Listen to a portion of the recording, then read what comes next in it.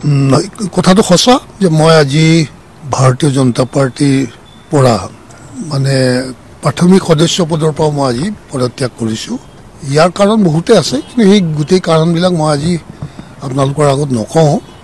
কিন্তু মই মাতিম কেতিয়াবা আপোনালোকৰ লগত আলোচনাত বহিম মই কিহৰ কাৰণে এই দলটো ত্যাগ কৰিব লগা হ'ল বা কৰিলোঁ।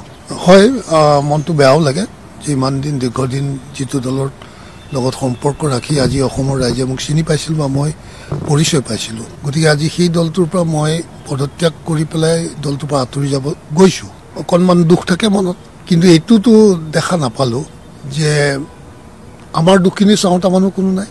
আজি যিসকলৰ হাতত নেতৃত্ব আছে সেইসকলক দেখা পাই আমি এই দলত যোগদান কৰা নাছিলোঁ।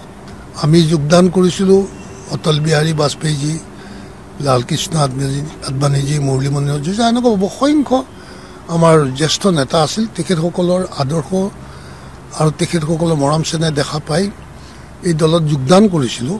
কিন্তু এই দলত আজি যিটো পৰিস্থিতি পৰিৱেশ দেখা পাইছোঁ যে এই দলত অন্য দলৰ পৰা মানুহ আনি আমাৰ পুৰণা মানুহখিনিক বা আমাৰ যিসকল মানুহে আমি নিজৰ জীৱনৰ আটাইতকৈ সোণালী দিন চব এই দলটোত পাৰ কৰি দিছিলোঁ, সেইসকল ব্যক্তিক আজি ৰক্ষণাবেক্ষণ দিয়া কোনো মানুহ নাই ইয়াত। আজি বাহিৰৰ পৰা অহা মানুহে আমাক যি ধৰণে যি ইচ্ছা তেনেকৈ ব্যৱহাৰ কৰিব পাৰে, কিন্তু এওঁলোকক দেখিতো আমি দল কৰা নাছিলোঁ।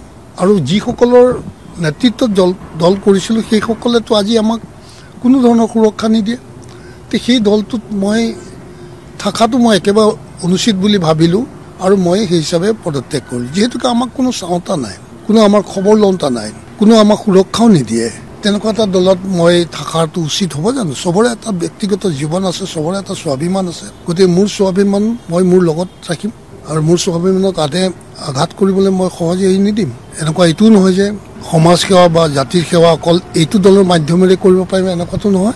যদি মোৰ জাতিটোৰ প্ৰতি মোৰ সঁচাকৈ সদ্ভাৱনা আছে তো মই যিকোনো আদৰ্শৰ মাধ্যমেৰে মই মোৰ সমাজখন, মোৰ জাতিটোক, মোৰ ৰাজ্যখনক মই সেৱা কৰিব পাৰিম। সেই সকলো কথা ভাবি আৰু বহুত কথা আছে মই আজি ইমান দীঘলীয়াকৈ আপোনালোকৰ আগত নকওঁ। আৰু মই ভাবিলোঁ, গতিকে মই সেইখিনি বাৰু আজি নকওঁ।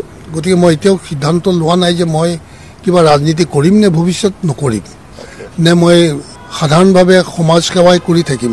সেইটো হয়তো অলপ সময় ল'ব, মই কি সিদ্ধান্ত ল'ম, কোনপিনে যাম বা কি কৰিম কি নকৰিলোঁ। আৰু অসমৰ ৰাইজেও কি ধৰণে হয়তো বিচাৰিব পাৰে নিবিচাৰিব পাৰে সেয়া কথাও মই নাজানো। তেখেতসকলৰ ক্ৰিয়া প্ৰতিক্ৰিয়া মই হয়তো দেখা পাম, তাৰপিছত এটা উচিত সিদ্ধান্তত আহিম যিটোৱে ভাল বুলি ভাবোঁ। সেইটোতো হয়। তাৰোপৰি আদৰ্শগতভাৱে বহুতখিনি সংঘাত আমাৰ আছে।